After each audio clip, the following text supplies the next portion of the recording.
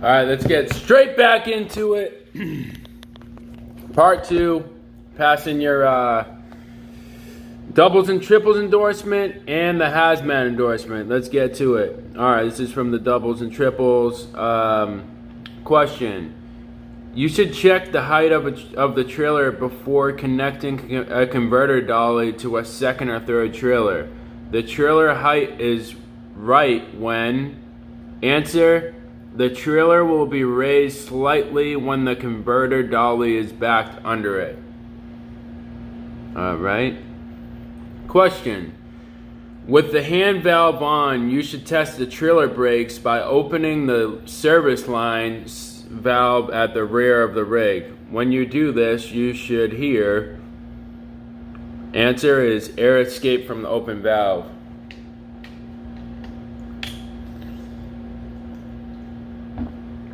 Alright, let's get it. Let's fucking get it! To test the trailer service brakes, you should... Answer. Apply hand control and check to see if you feel the trailer brakes come on. When coupling the rear trailer, the correct trailer height is... Answer. When the locking jaws are closed around the kingpin.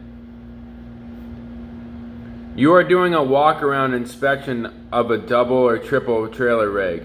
You should be sure the converter dolly, air tank, drain valves are blank and the pintle hook is blank. You should be sure the answer is you should be sure the converter dolly, air tank valves are closed and the pintle hook is latched. So the answer to that one is closed and latched. You are driving a 100-foot truck with double trailers at 30 miles per hour. The road is dry. Visibility is good. You should keep at least blank seconds of space ahead of you. 10 seconds of space ahead of you for 30 miles per hour. Remember that. Because this one is like the same question except 50 miles per hour. So you are driving a 100-foot twin trailer combination at 50 miles per hour. The road is dry and the visibility is good. You should keep at least blank seconds of space ahead of you. Instead of 10 seconds of space ahead of you, it's 11 this time. Tricky questions, guys. To uncouple the converter dolly, you should... Again, the wording. The answer is lower the landing gear, disconnect safety chains, and chock the wheels. In that order, because there's another answer that says chock the wheels, disconnect safety chains, and lower the landing gear. But choose the one that says lower the landing gear, disconnect safety chains, and chock the motherfucking wheels. When does the driver's manual advise disconnecting the steering axle brakes to help keep the rig straight? Never. Never. Never. Driving a truck with a double or triple trailers requires a driver to... Answer is both A and B. And A and B are use special care in bad weather and mountain conditions. Allow more following distance than for smaller vehicles. Common fucking sense. Which of these is not a good thing to do when driving on slippery roads? Simple. If you ever driven on ice or you ever did some ice road trucking, you know this. The answer is use the engine brakes or speed retarder. When you use the engine brakes, it makes it more likely to slip. And you go into a skid. Don't fucking do that. Don't be a retard. The hazardous materials will be named on... Answer to this question is either one of the above lists. Not both of the above lists, like I put. It's either one of the above lists. And either one of the above lists is the hazardous materials table list, the list of hazardous substances and reportable quantities. I'm going to repeat the question again. The hazardous materials will be named on... The answer is either one of the above lists. Let's get it. Question. The transport index of a radioactive material, answer, tells the degree of control needed during transportation. Question. The driver must also carry on his person at all times a dated certificate signed by the employer. This certificate must also be updated every 2 years. It must be updated every 2 motherfucking years. How many different hazard classes are there? There's 9. There's 9 different hazard classes. A placard on the trailer is intended to, answer, communicate the risk of hazardous materials. If an X or RQ is in the HM column of a shipping paper entry, the answer is, shipment is regulated by hazardous material regulations. Oh shit. Lost my spot. Give me a second, boys.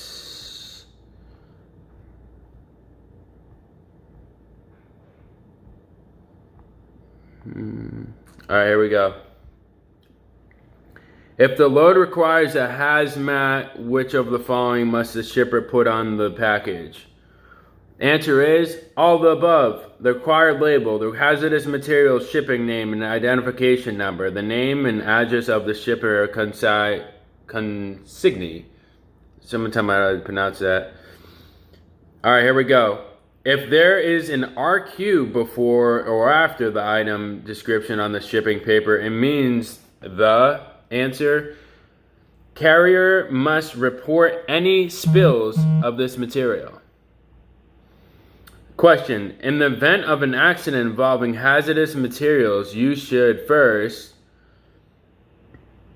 answer, send someone for help and warn others of the danger. Here we go. The question, tankers used to transport hazardous materials on vehicles must be marked with, answer, the hazardous material ID number of the product.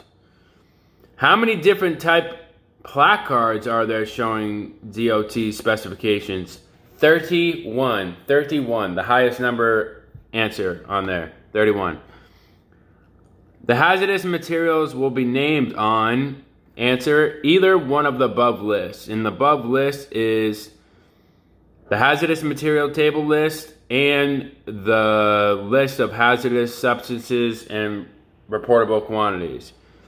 This one's tricky because there's an answer that says either one of the above list or both of the above lists. So let me repeat the question one more time so we get this. The hazardous material will be named on either one of the above lists, not both. Either one. Keyword, either one. Answer. The hazardous waste manifold should be tabbed differently and kept on top of all other paperwork. In column 1, the symbol I means international transportation. What is the shape and size of a placard? The shape and size of a placard is 10/34 of an inch square or diamond. Empty trucks, answer, may have poor traction due to bouncing and wheel lockup. You are driving a 100-foot truck with double trailers at 30 miles per hour. The road is dry. Visibility is good. You should keep at least 10 seconds of space ahead of you. Answer is 10. If you want to couple a second trailer to your combination vehicle, secure it by using either of the above if available. And either of the above is the trailer's spring brakes and emergency air brakes. And the other one is wheel chocks. Wheel motherfucking chocks. Get some of them. How can you be sure you supplied air to the second trailer? Answer, go to the rear of the second trailer, open the emergency line shutoff valve. You are driving with double trailers and must see your brakes to avoid a crash. For emergency braking, you should, answer, use controlled or stab braking. So even in an emergency, use stab braking. It is dangerous to unlock the pintle hook with the dolly still under the trailer because the dolly tow bar may fly up. Alright. You are doing a walk-around inspection of a double or triple trailer rig. You should be sure the converter dolly air tank drain valves are blank and the pintle hook is blank. We did this before, but here it are again. You want to make sure the drain valves are closed and the pintle hook is latched. Closed and latched. Closed and latched. Closed and motherfucking latched. That's all you need to know. Which of the statements about handling of doubles and triples is true? Answer. A sudden movement with the steering wheel can result in a tipped over rear trailer. A drive wheel skid when pulling doubles and could result in a jackknife when... Answer. The trailer pushes the towed vehicle sideways. So sideways. Jackknife sideways. Which of the following statements about loading and unloading cargo tanks is false? Answer. The person in attendance must be within 50 feet of the tanker. It's false. You don't need to be within 50 feet of the tanker, I guess. Who is responsible for certifying on the bills of lading that the hazardous material are prepared properly? Shipper. Who is responsible for certifying on the bills of lading is the shipper. Bill of lading, shipper. Which of the following is the proper definition of a cargo tank? Answer. A bulk container permanently attached to a vehicle. Pretty simple, guys. A bulk container permanently attached to a vehicle is a cargo tank.